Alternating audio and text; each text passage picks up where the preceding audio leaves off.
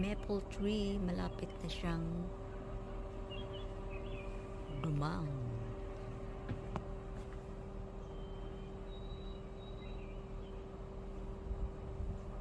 Yan po.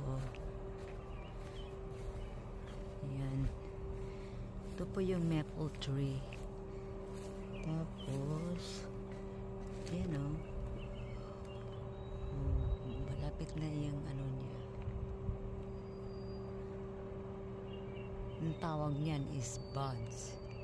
Yan. So, mga ano is bumalik na naman siya ng dahon. Yan. Abangan natin yan, guys, pag ano na, totally na dahon na siya.